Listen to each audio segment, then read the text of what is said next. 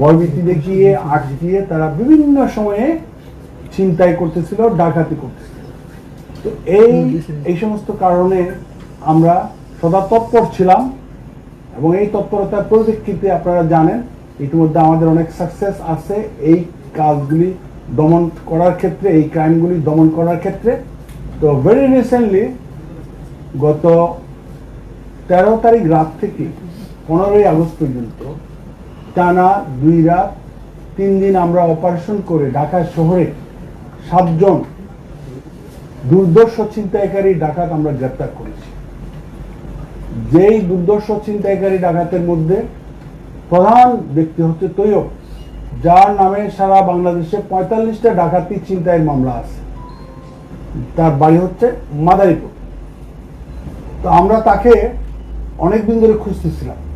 In the meantime বেশ কয়েকটা ঘটনা ঢাকা শহরে ঘটে গেছে, এর প্রেক্ষিতে তার নাম বারবার আসতেছিল।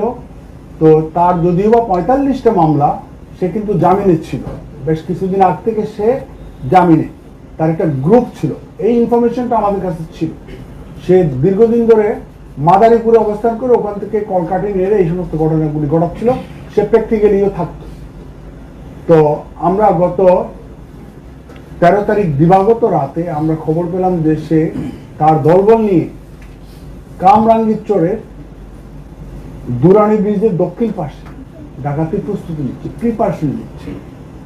এই ইনফরমেশনটা আমরা যখন পাই, তাৎক্ষণিকভাবে আমি আমার ইনফরমেশনটা আমি পেয়েছিলাম।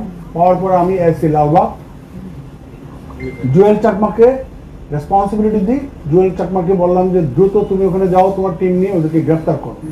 এখানে তৈয়ব ডাকাত তার দলবল নিয়ে ডাকাতির প্রস্তুতি নিচ্ছে। সে যায়, সে যাওয়ার পরে তার টিম নিয়ে যাওয়ার পরপরই সে প্রথমে তৈয়ব ডাকাতকে গ্রেপ্তার করে। গ্রেপ্তার করার পরপরই ইন দ্য মিন টাইম তারা একটু স্কেটার ছিল, বাকিরা পালিয়ে যায়।